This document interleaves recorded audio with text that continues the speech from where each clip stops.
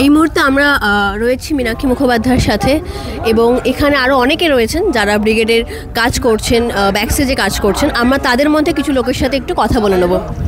ব্রিগেডে কালকে কত লোক হতে পারে বলে আপনার মনে হয়? প্রচুর মানুষ আসবেন যারা প্রত্যেকে লড়াইয়ের একটা উত্তাপ খুঁজছেন, তারা সবাই আসবেন। এই দ্বন্দ্বভাবা পরিস্থিতি থেকে মানুষ মুক্তি চাইছে গোটা দেশে। তাই গুরুত্বপূর্ণ সময় আমার মনে হয় যে যারা প্রকৃত অর্থে বিকল্প রাস্তা পথ, যেটা বাংলার পুনর্জাগরণের মধ্য দিয়ে করা সম্ভব, বামপন্থার পুনর্জাগরণের মধ্য দিয়ে যারা খুঁজতে চাইছেন তারা সবাই আসবেন বলে আমি বিশ্বাস করি। এইবার ব্রিগেডের আপনাদের ইস্যুগুলো কি, মানে কী কী নিয়ে আপনারা লড়ছেন? সেটা আমাদের মূল কথা, যে মানুষের যা যা ইস্যু, যে ইস্যুগুলোতে আলোচনা হয় না, কোথাও আলোচনা হচ্ছে না। সবাই আমরা চুরি, ডাকাতি, রাহাজানি, criminal, anti social, politics anti social এসব নিয়ে আলোচনা করে যাচ্ছি, কিন্তু ওগুলো তো হেডলাইন হওয়ার কথা ছিল না। হেডলাইন হওয়ার কথা ছিল যে সরকার কাজ কারবারের ব্যবস্থা করবে, সরকার মানুষের বেঁচে থাকার জন্য যে পরিবেশ সেই ব্যবস্থা দেবে, সেই পরিবেশটা দেবে।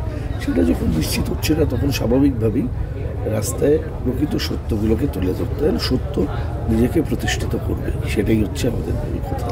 যে ডবল চাকরির প্রতিশ্রুতি দেওয়া হয়েছিল, সেখানে কেউই চাকরি পাচ্ছে না এবং শিক্ষকরা বা হবু শিক্ষকরা তারা ধর্ণা দিচ্ছেন এবং বিভিন্ন জায়গায় আমরা দুর্নীতি দেখতে পাচ্ছি। এর বিরুদ্ধে বামফ্রন্ট কীভাবে লড়ার প্রস্তুতি নিচ্ছে? চাকরি চুরি করতে করতে যেটা হয়েছে, চাকরির প্রতি মানুষের আগ্রহটাই কমে যাচ্ছে। এখন ছেলেমেয়েদের জিজ্ঞেস করুন চাকরির পরীক্ষা দেবে, তারা ইন্টারেস্ট হারিয়ে ফেলছে। টেট পরীক্ষা দিতে চাইছে না ছেলেমেয়েরা, কমে গেছে, অর্ধেক হয়ে গেছে। এটাই চেয়েছিল যারা আজকে চাকরিকে বিক্রি করার সুযোগটা করে দিয়েছেন।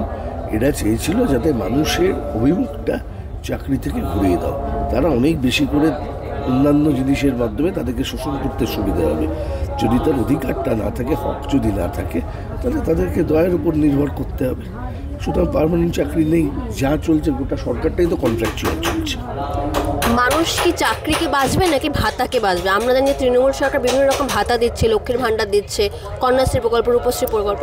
আপনাদের কি মনে হচ্ছে যে মানুষ কোনটাকে বাঁচবে? দেখুন, ভাতা সাময়িক, ভাতা কখনো একটা সিস্টেমের পার্মানেন্ট সলিউশন খুঁজতে পারে না। সরকারগুলো ভাতা দিয়ে যদি চালানোই যেত, তাহলে এতদিন ধরে দেশ গঠনের দরকার হতো না। দেশ গঠন করা হয়েছে, এত বড় বড় কলকারখানা করা হয়েছে, এত পরিকাঠামো তৈরি করা হয়েছে, এত অফিস আদালত করা হয়েছে, কারণ ভাতায় যদি নির্ভর করে মানুষকে বাঁচানো হতো, তাহলে তো এগুলোর দরকার ছিল না।